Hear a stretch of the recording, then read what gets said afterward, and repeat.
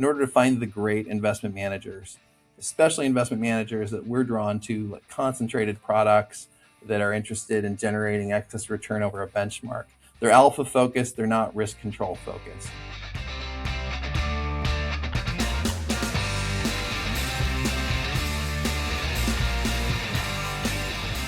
All right, joining me will be Chris Tessanne, founder and portfolio manager at Equitas Investments, who just today, they are out with their first ETF. It's the Equitas Small Cap Active ETF, ticker symbol AIMS, AIMS, which this is obviously actively managed. And interestingly, this takes a multi-manager approach. So I'm going to have Chris explain exactly why they're doing that, because I think that's a unique spin here. And I would say Equitas is a unique firm overall. They do specialize in global small cap and micro cap investing. They've been around for about 15 years, and they're a pretty well-known name in institutional circles. But they are now bringing their expertise to the ETF wrapper. And so we'll get into all of this and also find out how Chris is viewing small cap stocks at the moment. I feel like there definitely seems to be a lot more interest around this category recently. So we'll hear what Chris thinks. Now, later, I will be joined by Bill Mann, Chief Investment Strategist at Motley Asset Management, who is up to 9 ETFs, over $2.5 billion, following the launch of 3 ETFs in December. And these new ETFs are all factor-based strategies, which I find interesting because there's been so much buzz and momentum around pure actively managed ETFs, but Motley Fool decided to pursue systematic index-based strategies. And so we're going to have a conversation around that. We'll obviously take a look at these new ETFs, and then we'll also just talk about the relationship between Motley Fool Asset Management and then the Motley Fool publishing or content business, which I know a lot of people are familiar with. As always, questions or comments, you can find me on X at Nate Geraci, or you can go to etfprime.com. Okay, so let me now welcome in Chris Tessanne, founder and portfolio manager at Equitas Investments. He is joining me from Seattle. And again, today they have launched their very first ETF. And so, Chris, congratulations on the launch and welcome to the podcast. Yeah, thanks very much. Exciting times to be in Seattle. We've got the Super Bowl parade tomorrow and the launch of our ETF today. It's exciting times. What a week. And I have to tell you, I always like asking people in your position, what does launch day actually look like for you? And again, this isn't just any launch day, right? It's Equitas's first ETF. And so I'm curious, what are you most watching for? What's on your schedule today? Like, are you doing a bunch of media? Just take us through your day. Yeah, no, I think you're right on. We're doing some media. We've got a press release going out. We'll be on the billboard in Times Square for the NASDAQ. That's kind of exciting. We've got lots of conversations with clients and prospects, and then we've got our day jobs, which we've got some investment managers coming in that we're evaluating and that are coming through town. So yeah, it's really an exciting day for everybody here. There's lots of coordination between all the parties that are involved, the trading sub-advisor, the market maker, the client who's seeding the strategy, and just trying to keep a finger on the pulse with this exciting new product. And just taking a step back before we talk about the ETF itself and get into small cap stocks, for people unfamiliar with Equitas, just give us a quick introduction. Sure. Equitas is a multi-manager investment firm, as you said. So that means that we basically spend our time evaluating and allocating to underlying investment managers. So, and putting those inside of products for the end clients. And as you noted, a lot of our clients are institutional, so very large state plans. For example, some of our clients have $200 billion under management and manage money for thousands of recipients. But we thought we could put this multi-manager construct into a product that's available for retail using essentially the same discipline. And the ETF wrapper is a really compelling structure for us. But again, a lot of our time as investment professionals, as it has been for the last few decades, is evaluating investment managers, understanding their process and philosophy and the metrics underlying their discipline, finding the best, and then putting them together in complementary packages for clients. And you mentioned making this strategy available to retail investors. What made you decide to bring this ETF to market now? Because I mentioned the firm has been around for 15 years or so. Why was now the right time for Equitas to launch its first ETF? I think it was a great confluence of events. It was a combination of the market and appetite, identifying a seed client who was interested and supportive, and gave us scale to approach the market. We had we have a U.S. microcap mutual fund, and so we were familiar with the sort of the retail space and how they use these products, and thought that going up into small cap, a multi-manager construct product, and an ETF format would be really compelling. Those were kind of some of the early catalysts. Okay, so again, the Equitas Small Cap Active ETF, ticker symbol AIMS, AIMS. We've talked about the multi-manager approach on this. Take us through the investment process here and what investors will find if they look underneath the hood. Sure. Well, there are a couple of really important steps to the process of multi-manager investing and just investing in general. Obviously, the underlying managers are picking the stocks, so we have to understand deeply that process. And some of us have been security analysts, sell side, buy side. So we really go in depth with the investment managers about their security selection. But we're evaluating investment managers across a broad number of characteristics. And really, it starts off with the beginning piece, which is casting a broad net, and idea generation. Idea generation is paramount to the whole thing, because in order to find the great investment managers, especially investment managers that we're drawn to, like concentrated products that are interested in generating excess return over a benchmark, they're alpha focused, they're not risk control focused. So what we're not trying to deliver here is a very low risk, super low tracking error product. We want a product that can win versus a benchmark that's very return focused. So we cast a really broad net in idea generation. We look at everything from hedge funds, long only books, to backing into who owns certain securities to find out the investment managers that are owning them, to networks in the space. We only focus on small and micro cap. That's unique to the firm, and I think we're the only multi-manager investment firm that does that. So our expertise really benefits us when we're doing the analysis on the underlying managers. With that analysis, how do you ensure the managers are complementary? Because I could see a situation where if you're bringing in multiple managers, maybe you have some that have conflicting views on the markets, and you don't sort of have a consensus in terms of the direction you want to head. And I think there's some benefit there in that you get some diversification of thought. But just how do you think about that and making sure, again, when you combine these managers, that they complement each other? Yeah, there's both art and science to it. Obviously, it's not as simple as a quantitative approach where you can press a button and say, "Hey, balance all factors." Even if you could do that, you wouldn't necessarily want to, because there are characteristics, there are bets that that managers are taking in order to try and win versus a benchmark, and then there are things that they're trying to neutralize a bit more. But importantly, they're staying sort of return focused. So I would think of it a little bit like think of maybe style as one of the most simple ways to view things. If you have value managers, core managers, and growth managers, it isn't as simple as getting a balanced core product. Isn't as simple as a growth manager and a value manager, and then you balance the seesaw, right? You have to kind of acutely understand the fulcrum where you want the balance to be, what you get from those growth managers. There are many flavors of growth, for example, and so you have to understand the sub-styles of all of the managers, from the most aggressive growth, momentum-based products that maybe did really well last year in a kind of a high-risk environment, to more quality growth managers that maybe struggled last year in what was in a difficult environment for quality. And then in core and value, it's the same thing, from the deepest value managers to quality value. You really have to understand what kind of animal the manager is, and then evaluate them based on the characteristics they need to win.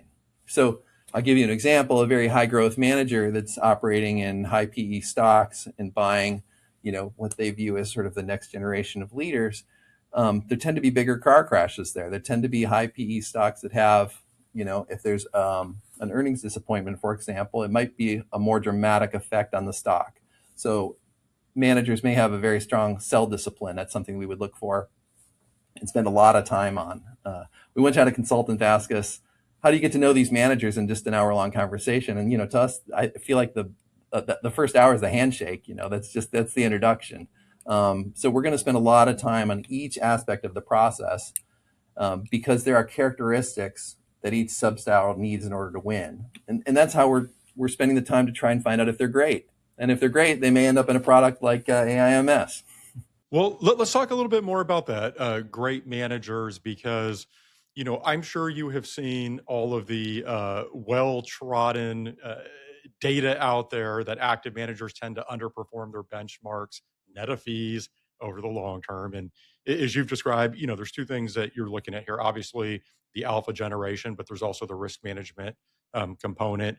And I'm just curious, how do you think about that? And I know the data for active management looks better in the small cap category in general, but it's still not fantastic overall. So maybe talk about that and sort of the case for active management and the due diligence process as you're looking at these managers just from that performance perspective. Yeah, well, I think you're right on. I think active management is challenging. Alpha is hard to come by. And so it takes a lot of dedicated work, which is why we think we can be a benefit to the end investor, because this is the fundamental work that we're doing.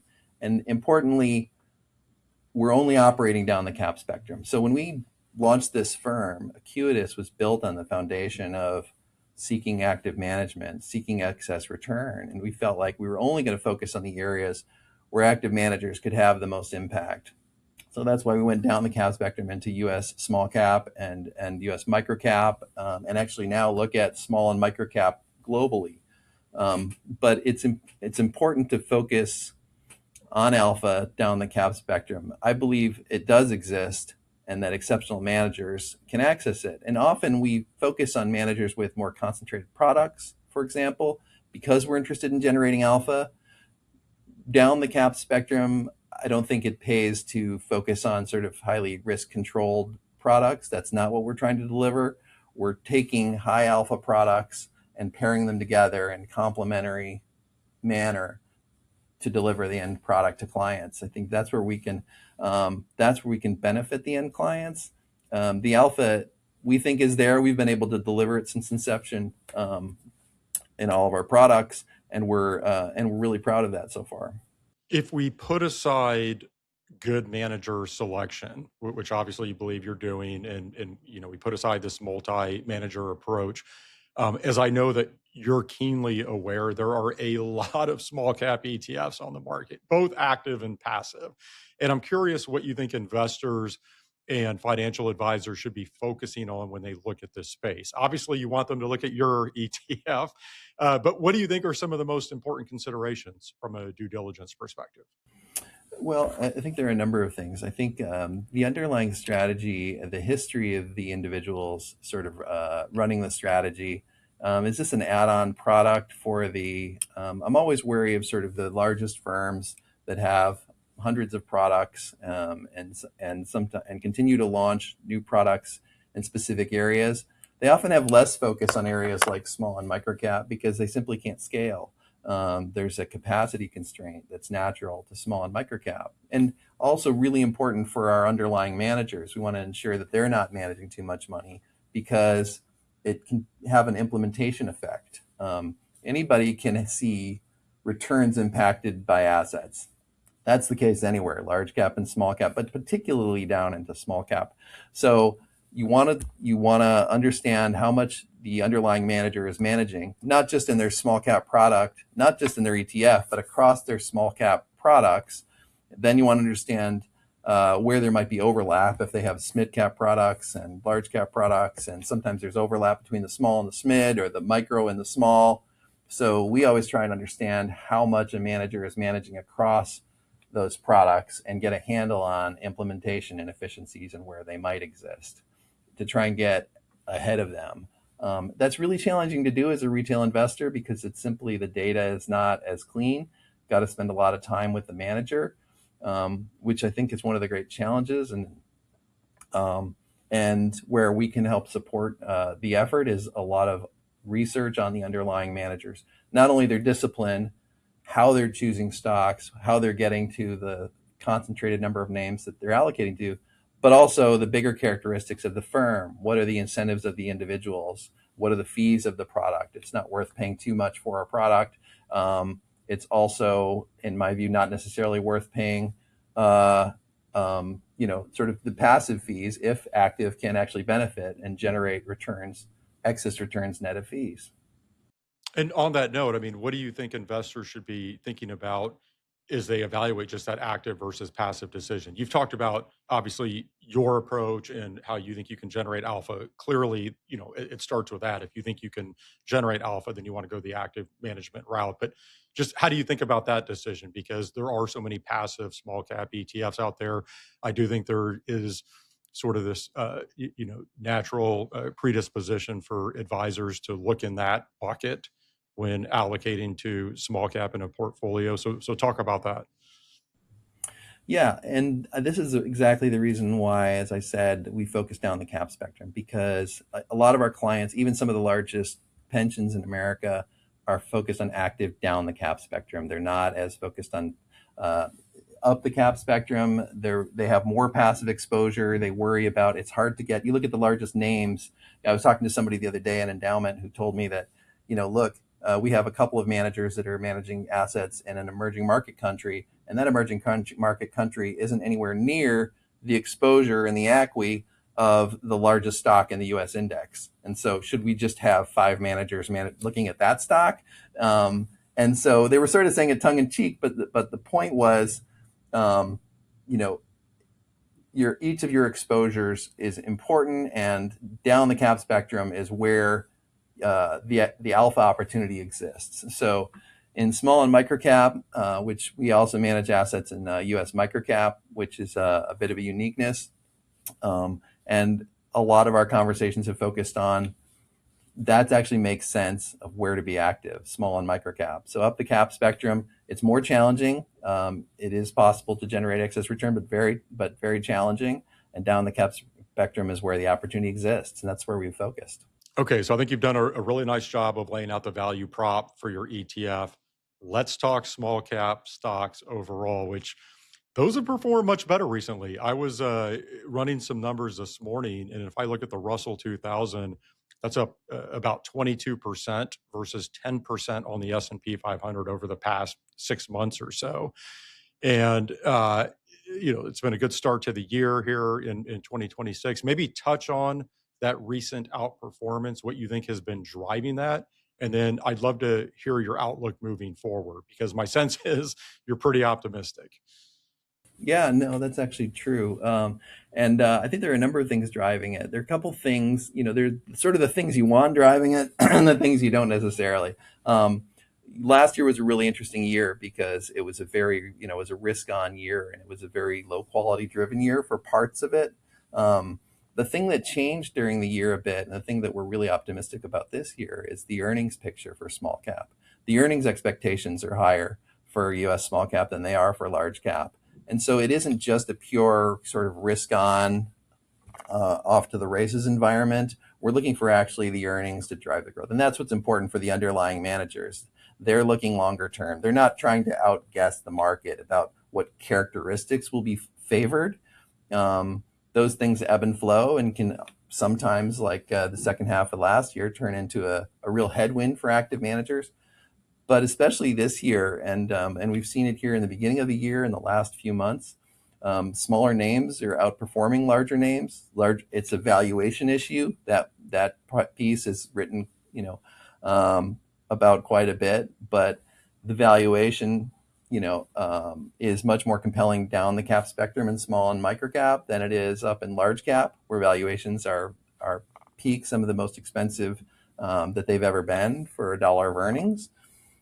So I think the combination of valuations, the environment that we're in, from a macro perspective, with potential lower rates and less regulation, prospect for mergers and acquisitions, has been supporting smaller names. They're a target for a lot of dry powder and from private equity and others, and really sophisticated managers are able to identify those names in advance many times. I think that's something that supports not just small cap, but also the active case for small cap. And then finally, the earnings picture, which is really what it comes down to. We want the earnings to come through. And so better prospects for earnings down the cap spectrum is something I really think supports this run over the longer term and leads to a bit normalization. Because in the end, Nate, as you know, the last 10 years have been very favorable for large cap, has far outperformed small cap, like in the range of still 5% a year annualized over the past 10 years. So there's a big gap to make up, and even a modest normalization, a little bit of the capitalization of some of the largest names moving into the small cap space could have a significant difference. But what we're watching most is the earnings story. Is there anything that you think is particularly misunderstood about small cap stocks? You just mentioned that it has been a challenging environment for this category over the past 10 years or so. And I've seen people debating whether the small cap premium is dead, right? I'm sure you've heard that. People are talking about how many of the fastest growing companies are staying private longer. And so the small cap category misses out on their growth. Are there aspects to small cap stocks that you think are misunderstood? Absolutely. I think, the most common statement is probably, that there aren't any left, that there just are, that small cap is gone. Small cap is dead. We've read about the death of small cap. And I think, it's like you think of the Mark Twain quote, which it's been greatly exaggerated. But the truth is there are a lot of great small cap companies still out there. There are still a lot of great managers that allocate to the space. There are still, by definition in the indices, thousands of names down the cap spectrum for managers to choose from. It is the case that names that get the biggest press often, can jump over small cap and have extreme valuations, or private names that are gigantic, or $20 billion market cap names that focus on new technology that have no earnings, that have no revenue. Those are interesting sort of momentum plays for investors sometimes who want the story stock. But if you look at the fundamentals, small cap stocks are less expensive. There are thousands of great stocks. They're often a target. They're trading cheaper than private markets in many cases, and they're often a target for private markets. So you have the transparency, you have the liquidity, you have a lot of really compelling names down the cap spectrum. I really think it's an interesting time to look at small and micro cap stocks. Okay, just a couple minutes left here. We've talked about how obviously your expertise is in global small and micro cap stocks. I'm very curious, how are you thinking about future ETF development? Like, could you envision additional launches? Are you going to see how this launch goes? Just talk about the future product roadmap here. Yeah, it's possible, but our focus now is on this product. We don't have any plans for additional products at this point. We do manage money in international small cap and emerging market small cap. There are some really great alpha opportunities outside of the U.S. That we evaluate. But at this point, the U.S. small cap ETF is an incredibly compelling space. We've managed money in these managers in this space for many years, have decades of experience evaluating these managers and putting them together. And so no immediate plans to expand beyond that. Well, Chris, again, congratulations on the launch. Should be a fun day for you. I certainly wish you all the success moving forward and seeing what Equitas has in store moving forward. Also enjoy the Seahawks Super Bowl parade this week. But thank you for joining me. Yeah, thanks so much for having me. That was Chris Tessanne, founder and portfolio manager at Equitas Investments. Looking for ETF options from one of the top asset managers in the industry? Visit i.fidelity.com/ETFs to explore Fidelity's lineup and more. Fidelity Distributors Company, LLC, 500 Salem Street, Smithfield, Rhode Island, 02917. Fidelity Investments is an independent company unaffiliated with VettaFi and other third parties on this podcast. There's no form of legal partnership, agency affiliation, or similar relationship between VettaFi, Fidelity Investments, and other third parties on this podcast, nor is such a relationship created or implied by the information herein. Fidelity Investments and/or Fidelity refers collectively to FMR LLC, a U.S. company, and its subsidiaries, including but not limited to Fidelity Management and Research Company LLC, FMR. I'm now joined by Bill Mann, Chief Investment Strategist at Motley Fool Asset Management, who currently offers 9 ETFs, over $2.5 billion in assets, including 3 ETFs that launched towards the end of last year in early December. So these are all factor-based strategies covering growth, value, and momentum, all index-based ETFs, which we'll get into shortly. Bill is joining me from just outside Washington, D.C. Bill, it is a pleasure. Welcome to the podcast. Thank you. It's our first warm day in about 3 weeks. It's going to be 41. So I think I may be out, in shorts messing around this afternoon. But yeah, it's great to see you, Nate. It's been a little while since we've chatted, so it's great to catch up. It has, and really good to reconnect. And I thought we would start just with the Motley Fool name itself, because Motley Fool has been around in the ETF space for a while now, going back to 2018. But my sense is that a number of investors, when they hear Motley Fool, they immediately think about the investment guidance and investment education that's offered over at fool.com. And I'm not sure that everyone is actually aware that you manage money and have these ETFs. And so I'd love to have you start by talking more about that. Perhaps give us some history on Motley Fool Asset Management and how all of this came together. Well, I'll try and be brief. So Motley Fool Asset Management actually got its start in 2008. And so we've been around for a while, but because Motley Fool is a publishing company, you do have to be very careful about how one side of the business talks about the other side of the business. So a lot of people who are even longtime Motley Fool members are stunned to learn not only that we offer ETFs, but that we've been around now for almost 2 decades. And the reason Motley Fool Asset Management got its start, and I was the founding CIO, was that during the dot-com crash, we watched all of these individual investors, very smart investors, who suddenly figured out that that their own perception of their own risk was somewhat path dependent. And so we wanted to make sure that we had a place for them to go the next time there was a panic, which is why we ended up launching in 2008. It doesn't seem like maybe a great business time to launch, to launch an asset management company. But in terms of the mission of the Motley Fool, which is to help individual investors make better investing decisions, it could not have been better timed. So started as an ETF, as a mutual fund company, had 3 mutual funds, merged, and we were one of the first companies to convert an actively managed mutual fund into an actively managed ETF, and we've been running ETFs since 2018. Okay, so I want to come back to what I would call your current flagship product in a little bit, but I mentioned that you launched these 3 factor-based ETFs in December. Let me go through these real quick. So there's the Motley Fool Innovative Growth Factor ETF, ticker MFIG, the Motley Fool Value Factor ETF, ticker MFVL, and then the Motley Fool Momentum Factor ETF, ticker MFMO. I guess first, what went into the decision to launch these new funds and add to the 6 ETFs that you had already offered?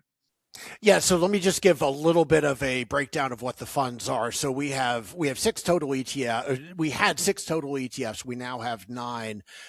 We have 3 actively managed ETFs and 3 passive, the largest of which is TMFC, which is the Motley Fool 100 ETF, which is a cap-weighted large cap ETF based on its index-based, but based on proprietary data from the Motley Fool. And as I mentioned before, one of the things that that we all know is that investors, it's not a one-size-fits-all, policy or program for all investors. And a lot of investors, do not really have a great understanding of their own risk tolerance. It is very path path dependent. So we have this amazing pool of proprietary data that we tap into through Motley Fool indices. And, if you think about the Motley Fool, it is very much a high quality, long-term holding. That's our bread and butter. But in launching these factor funds, and you said, as you mentioned, it's value, momentum, and innovative growth, we wanted to make sure that we were providing an experience for investors that they expect, because at the end of the day, Motley Fool, the TMF 100, TMFC, it's a wonderful fund, but investors really should be able to dial up and dial down their risk and return profiles, and so that's what this is all about. So with these factor-based strategies, these index-based strategies, I have to ask you, and I'm not sure if you're aware, but I do these 5 ETF predictions every year. And one of my predictions for 2026 is that, quote unquote, smart beta ETFs will make a comeback, because it feels like to me, actively managed ETFs have sucked a lot of the oxygen out of the room over the past several years. And I feel like smart beta ETFs have sort of moved to the back burner. But I think that might change. And obviously, with the launch of these ETFs, Motley Fool agrees with me on this, or else you wouldn't have launched these. Now, I don't know if you like the term smart beta, and feel free to talk about that if you like. But regardless, why go index-based on these 3 new ETFs when something like 90% of the new ETFs launched last year were active? Well, we listened to this guy named Nate Geraci very closely, and so you're our spirit animal.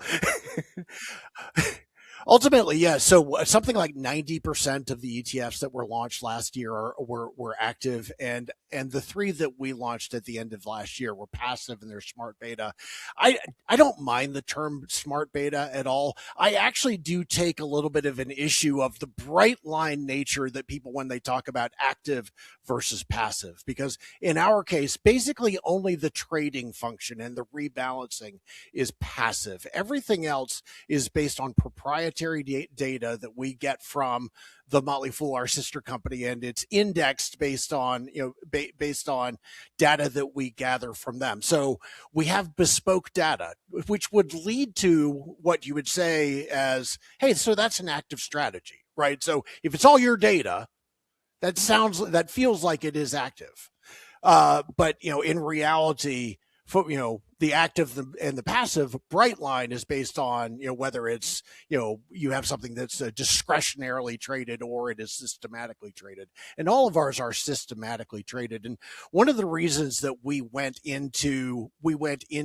this path is really the timing of it has to do with the fact that we felt like the performance of TMFC going back 8 years now, and it's wildly outperformed the S&P 500 over that period of time, with a similar Sharpe ratio, that it gives us some credibility to try and push out and put other strategies out there right now that people might be interested in terms of what they want their risk and return profiles to be. So for us, it's not so much of a timing basis, although again, we know a guy and he helped us, and he helped us see the light. But, for us, it was more looking at what has transpired with TMFC and saying this, we believe, gives us credibility to go into additional spaces in the large cap segment of the market.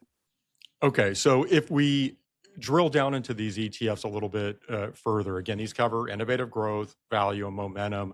Do you want to maybe pick one of these ETFs and just talk more about what's going on underneath the hood and perhaps how it differentiates from other ETFs in its category? Obviously, you've mentioned the proprietary data that's being relied on here. Clearly, that's what you would say is a key differentiator, but just talk more about what's going on underneath the hood here. I think one of the things to recognize is that Motley Fool Asset Management is absolutely from the same philosophy as Motley Fool. Almost all of our portfolio managers actually started in the publishing side of the business. So we are a quality first, long-term hold organizations. That's what we do. So I want to maybe talk about value, because it is the most interesting one to me, because when people hear value, Yeah, Nate, basically in this segment, I'm just going to talk about all the terms of art that I don't like. Value may be one of them, because when we think about value, we think of that as being like the opposite of growth. You tend to think of it as being low quality companies. You tend to think of it as being cyclicals. The entire Motley Fool universe is based on looking for the best quality companies that you can find, and holding them for a really long time. So when we talk about value, what we're talking about is not a statistical value definition. It's value within the Motley Fool selection universe. And so you're going to find in our value segment companies that you would neither statistically nor qualitatively say are value companies. It just is a return and a volatility profile that tends to skew more towards what you would expect to get from a value fund than you would from something that's a little more aggressive. Well, with that, then let me ask you this: do you have any broader suggestions that you might offer for investors navigating factor-based ETFs? Because with what you just described there, let's say investor does want a value ETF. How should they think about that? Like, what are some tips you might offer in filtering through that category? Because maybe not everything is exactly what they're expecting when they pop up, open the hood. Yeah, I think that's a really good point. And the thing I would say about the value category, or in general, is we've all heard this, so I'm not going to say it. And I come from a value background, so I'm saying something that hurts me a little bit. But in a lot of ways, when we think of value, we're thinking about lower risk. But in an American economy, which is so much information based, I think that when you go to a statistical value segment, you are actually taking on a lot more quality risk than you may have even a decade ago in terms of the internals of what's underneath the hood. So in our case, when you are thinking about how to structure yourself, the thing that I would say, and this goes back to being with the Motley Fool for nearly 30 years, and we always kind of describe ourselves as having been raised by wolves, because we really have to defend every single stock pick that we've ever made when you're on the publishing side. We'll have stories of going back over time and meeting people, and they're like, hey, what happened with this one company? The thing that I would say first and foremost is that you have to know yourself. And one of the greatest issues that people have is that they don't recognize how path dependent their own impression of their own risk profile is. We see it over and over again. A couple of weeks ago, suddenly everybody is an expert in the death of crypto, and everybody is an expert in why silver is going to keep going up. And these things are specifically related to what's been happening recently. So ultimately, if you are looking for a factor experience, and I think that everybody should at least think about it, what you need to do is get to first principles. And like, what is it that I would like my portfolio to look like 10 years from now? And what path do I think is going to be best suited for me to get there? And if you are someone for whom a 30% drawdown is not something you're going to be able to handle, have the intellectual and the honesty and the emotional intelligence to say, I'm going to take a path that offers less volatility because it's going to get me to my goals eventually, and it's going to allow me to sleep at night. Yeah, I think that's really well said. I mean, in my opinion, successful factor-based investing always comes down to the behavioral component, because pick your factor, whether we're talking value, I was talking small cap stocks earlier, there are going to be long periods of time where there may be significant underperformance relative to, say, the S&P 500 or pick whatever benchmark you want. And you have to be able to stomach those periods of underperformance if you're also going to then capture whatever potential premium that factor provides over the long term. And that's where I have seen historically a lot of investors and advisors ultimately go sideways because they can't stomach that. So maybe talk a little bit more about that, because that is the key to successful factor investing. Yeah, think about what's happening right now. So, for example, over the last, call it 5 years, if you were under indexed to the Mag 7, you've had some questions to answer. Like, full stop. If you did, but the Mag 7 now has such a large component of the S&P 500 that on certain levels, that ought to be really uncomfortable to have 35-40% of your portfolio, or that sleeve of your large cap portfolio, down to 7 names. So what's happened this year is that, and I think it has to do with the fact that, I think we're at $600 billion in cap spending for AI, and it's all coming from those same companies. And so people are taking more of an interest in value. So you start to see people asking questions when in actuality, over the long term, what is it that you would want, right? Would you prefer to accept those periods of underperformance with the benefit of having market level to exposure to some of the best businesses that have ever been created? Or is that, or on the other side of the coin, is owning a lower quality, more diverse set of companies? And by the way, I don't mean to say Mag 7 is high quality and everything, the 493 is lower quality, but the reality is that, that these businesses have an incredible growth, trajectory, return on capital, everything else. You've heard all of those arguments. The only way that you can, that you can lower your exposure is to go into diverse parts of the market that haven't worked as well. I mean, full stop. So there's a timing element that you're either leaning into, or you're choosing to not, to not play that game. We choose to not play that game. We, from a timing perspective, are going to be wrong quite a bit. We've seen it in January, where suddenly the value component of the S&P 500 has outperformed wildly. So you have to figure out what it is that you're going to accept and what it is that you're not going to accept. And if you can get to that point, the strategy that you take on almost becomes secondary. What do you think about a multi-factor approach? So let's take these 3 ETFs again that you've brought to market: innovative growth, value, and momentum. How do you think investors should look at, do I select, say, value because I think valuations are more attractive right now? Do I try to diversify, mix and match a little bit? Obviously, there are multi-factor ETFs on the market that take that approach, but then I could also make the argument that if you start mixing too many of these ETFs together, then it just looks like the broader market. How do you think about that? I think that if you are going to go to a multi-strat, either within a single fund or with a blend, you need to have some evidence that you've got a differentiated Sharpe ratio.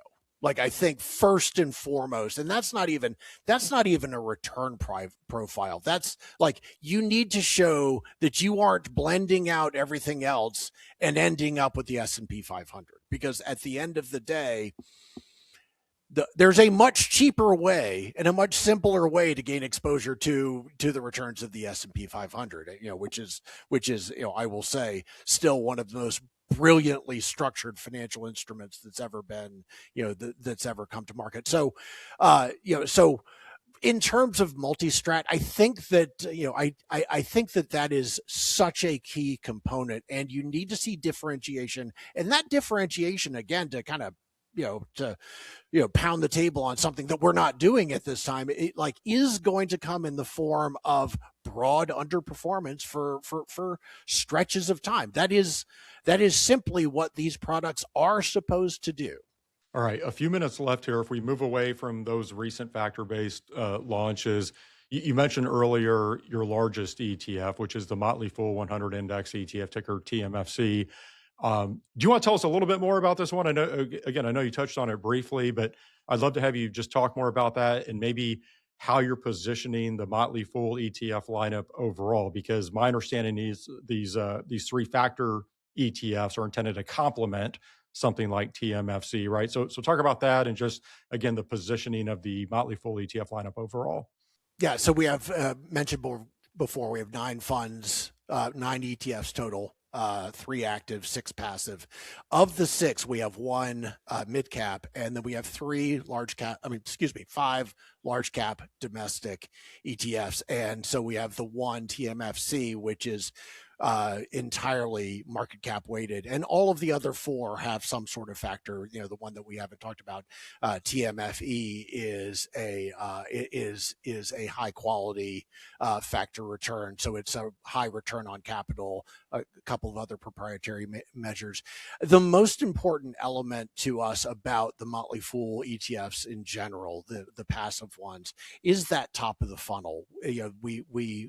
We get access to our data on a proprietary basis from our sister company, the Motley Fool, which has been in business and giving investment advice since 1993. It has a very long stretch of incredible performance. So although we don't go back and point to those returns and say, hey, that gives there's your credibility, because everybody knows stock picking and portfolio construction are two very different skill sets, but we have in fact taken TMFC, which was the flagship, and that is entirely based on the investment acumen of Motley Fool, the publishing company. We take the 100 largest companies by market cap domestically, and again, market cap weighted, and that is the basis of that fund. And it's outperformed the S&P 500 by about 230 basis points per year since we launched it in 2018. So we feel really good about where that one is at a fairly similar volatility profile that the S&P 500 has. So we feel absolutely great about that fund as the core of our business. Well, Bill, this was a lot of fun. It doesn't surprise me. I really enjoyed the conversation this week. Congratulations on the recent launches. And I certainly wish you the best of luck moving forward on the entire ETF lineup. Thank you for joining me. Thank you, Nate. Really do appreciate your time. That was Bill Mann, Chief Investment Strategist at Motley Fool Asset Management. That'll do it for this week's ETF Prime. I'm excited to tell you that I will be at Exchange 2026, where I will be taking the stage and even recording a live episode of this podcast. This is your chance to join me alongside a community of top advisors and industry experts for a few days of world-class content and unparalleled networking. Secure your spot today by visiting exchangeetf.com. Next week, I'll be joined by Craig Ebeling, head of ETF strategists at Fidelity. So we'll certainly look at several Fidelity ETFs, but we're going to spend a decent amount of our time just discussing what Craig is most watching in the financial markets right now. Until then, have a great week, everyone. ETF Prime is hosted by Nate Geraci, president of OTR Media, LLC. Nate is also president of investment advisory firm Nova Diaz Wealth Management.